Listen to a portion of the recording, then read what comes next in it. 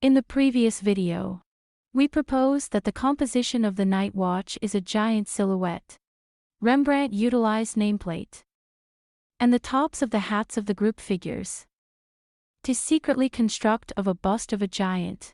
The new theory will be a dynamic group of figures in the static giant. The composition of dynamic and static elements of the great unity. Also finding characters complementary and antagonistic. Dwarf versus giant. Blind versus wise. Front versus side. The mystery in the night watch promises to be solved. Rembrandt implicitly satirizes the viewer. Dwarfed, blind, and belligerent.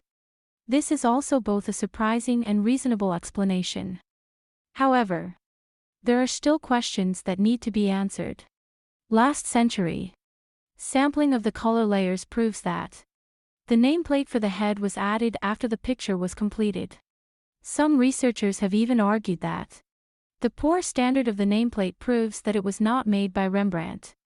If we're going to stick with the giant silhouette speculation, we need more stronger evidence. On the other hand, if the giant silhouette theory holds, then the identity of the giant must also be explained. Stronger evidence, deeper explanations, can only be found in Rembrandt's other works. Examining all the hand-on-hip images in Rembrandt's extant works. Based on the 2019 edition of Rembrandt's Complete Works by Taschen Publishing, which has been verified by scholars. In chronological order of the works in the whole collection, we get a total of 18 works of the image of the hand on hip, excluding characters from group portraits. Works with inconspicuous modeling. Get 14 artworks. Let's go through them one by one.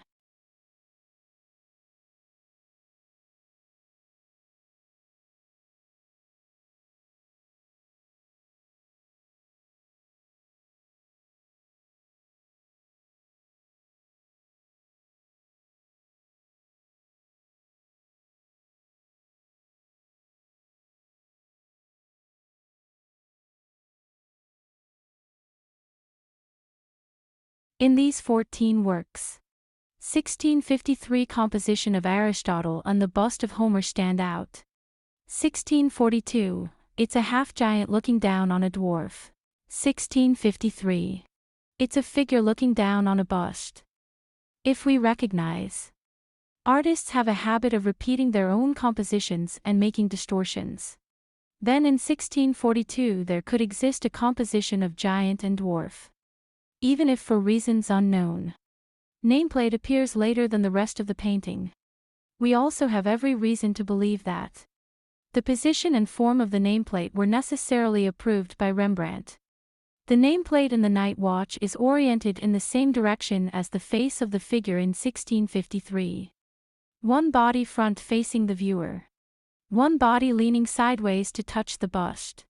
And we zoom in on the details to continue to distinguish. In 1653, the curtain in the painting obscures the books and creates lines. It corresponds to the flag on the night watch. And the same position. One is a nameplate. One is a figurehead. Locks the meaning. The nameplate is the figurehead. 10 years after the night watch, Rembrandt left this key, waiting for future generations to solve the mystery. After getting strong evidence of the giant silhouette theory, we continue to pursue the identity of the giant. Except for the character in 1653.